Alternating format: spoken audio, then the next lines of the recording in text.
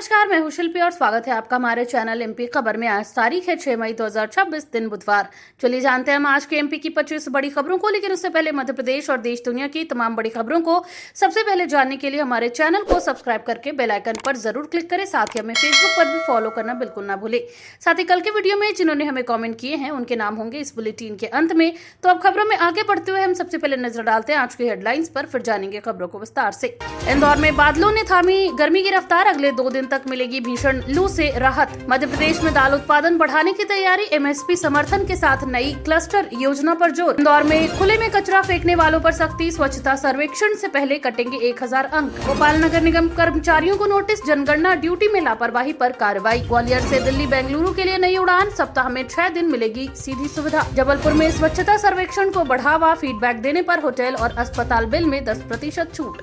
चलिए खबरों को जानते हैं विस्तार से। इंदौर में बादलों ने थामी गर्मी की रफ्तार, अगले 2 दिन भीषण लू से मिलेगी राहत। इंदौर में तेज गर्मी के बीच मौसम ने अचानक करवट ली है। शहर में बादलों की आवाजाही बढ़ने से तापमान की रफ्तार पर ब्रेक लगा है। मौसम विभाग के अनुसार अगले 2 दिनों तक लोगों को भीषण गर्मी और लू से राहत मिलने की उम्मीद है।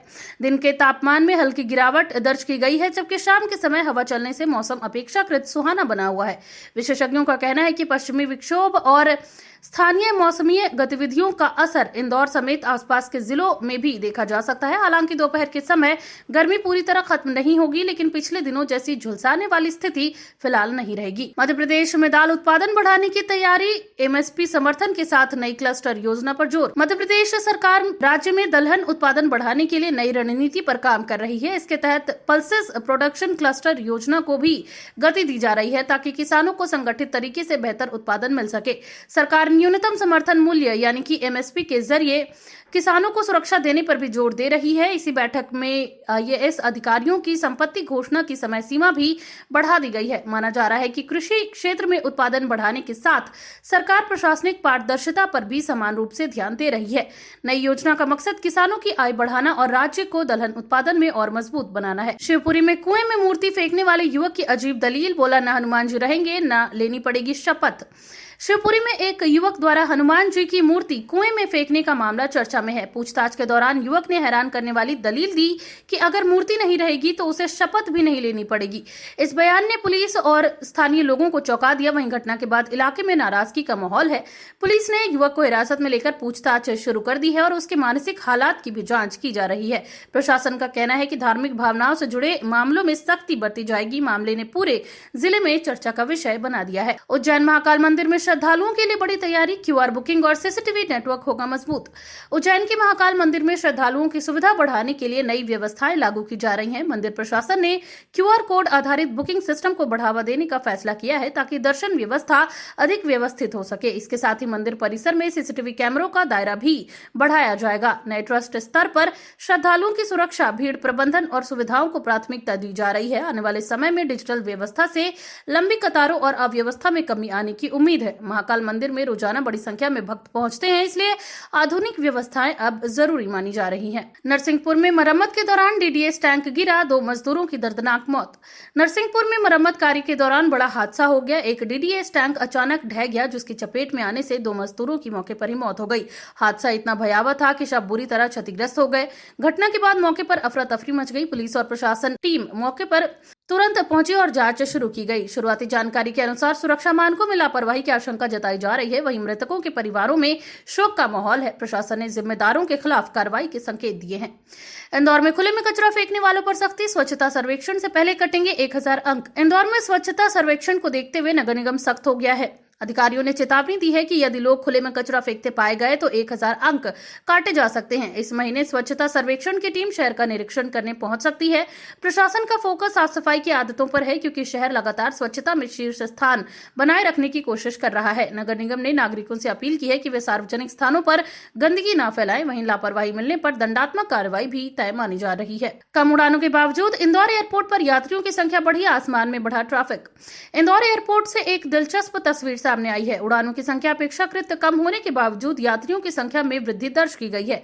इसका मतलब है कि उपलब्ध फ्लाइटों में सीटों का उपयोग पहले से ज्यादा हो रहा है। बढ़ती मांग के कारण कई रूटों पर दबाव भी बढ़ा है। एयरपोर्ट प्रबंधन का मानना है कि व्यापारिक और पर्यटन गतिविधियों के चलते यात्री संख्या में ये बढ़ोतरी हुई है। आने वाले महीनों में यदि नई उड़ानें जुड़ती हैं तो यात्रियों को और सुविधा मिल सकती है। ये इंदौर की बढ़ती कनेक्टिविटी का संकेत माना जा रहा है। महू के पर्यटन स्थलों पर सुरक्षा सवालों में केवल पतालपानी और चोरल डैम पर ही व्यवस्था। महू क्षेत्र के पर्यटन स्थलों पर सुरक्षा व्यवस्थाओं को लेकर सवाल उठ रहे हैं। फिलहाल केवल पतालपानी और चोरल डैम जैसे घोषित पर्यटन स्थलों पर ही पर्याप्त इंतजाम है, जबकि आसपास के कई स्थान ऐसे हैं जहां बड़ी संख्या में लोग पहुंचते हैं, लेकिन वहां सुरक्षा के पुख्ता इंतजाम नहीं है। स्थानीय लोगों का कहना है कि अनघोषित पर्यटन स्थलों पर हादसे की आशंका बनी रहती है। प्रशासन से मांग की जा रही है कि सभी लोकप्रिय स्थानों पर निगरानी, बैरिकेडिंग और सुरक्षा कर्मियों की तैनाती की जाए। मुरैना में तबादलों की हलचल तेज। एसपी बंगले से लेकर दफ्तरों तक फाइलों की तेजी।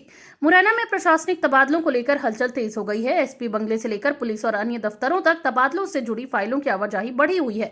सूत्रों के मुताबिक कई अधिकारियों और कर्मचारियों के स्थानांतरण की तैयारी चल रही है। इससे विभागीय गतिविधियां तेज हो गई है। साथ ही स्थानीय स्तर पर इसे प्रशासनिक पुनर्संतुलन के तौर पर देखा जा रहा है। आने वाले दिनों में बड़े स्तर पर बदलाव संभव बताए जा रहे हैं। भोपाल के अयोध्या बाईपास पर हरियाली अभियान, लगाए जाएंगे 25,000 पौधे।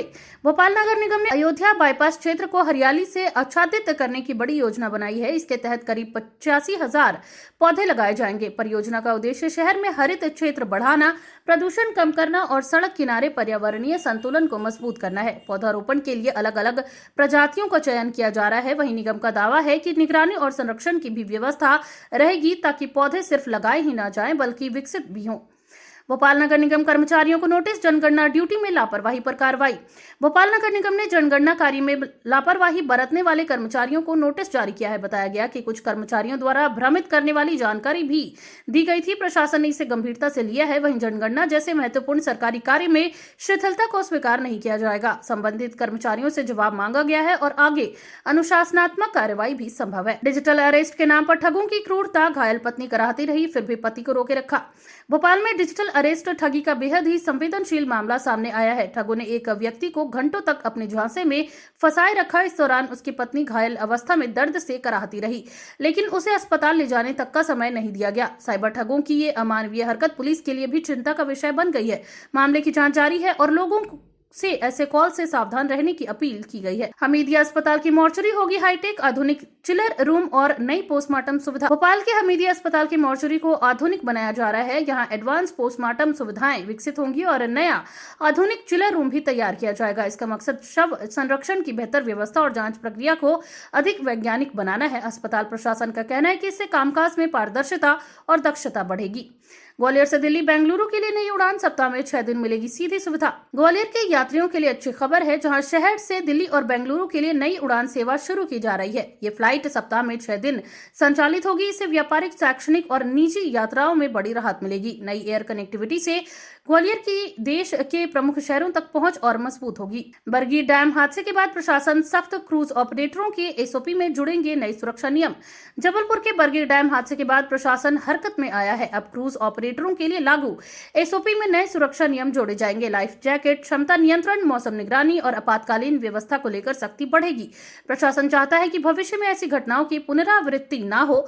पर्यटन स्थलों पर सुरक्षा अब प्राथमिकता बन गई है। तो ये थी आज के तमाम ताजा अपडेट्स। चलिए अब जानते हैं उन लोगों के नाम जिन्होंने कल के वीडियो में हमें कमेंट कर बताया था कि वो हमारे वीडियो को आखिरकार कहां से देख रहे हैं। तो तूफान सिंह राजपूत हैं अलखेड़ा से, राहुल सेंधव हैं उज्जैन से, जितेंद्र यादव हैं विदिशा से, विनोद शर्मा पंडित हैं मुरैना से, रामकेश रजक हैं सागर से, पिंटू जायसवाल है सिंगरौली से, मनोज विश्वकर्मा है सीधी से, संतोष चिदार हैं पथारी से, रीना भाभर करौंदिया हैं खरगोन से और राधेश्याम पाल हैं भोपाल से। तो अगर आप भी चाहते हैं कि अगला नाम आपका हो तो हमें कमेंट में अपने नाम के साथ आप ये वीडियो कहां से देख रहे हैं जरूर बताएं। साथ ही ऐसी ही और खबरों को जानने के लिए बने रहिए एमपी खबर के साथ। धन्यवाद।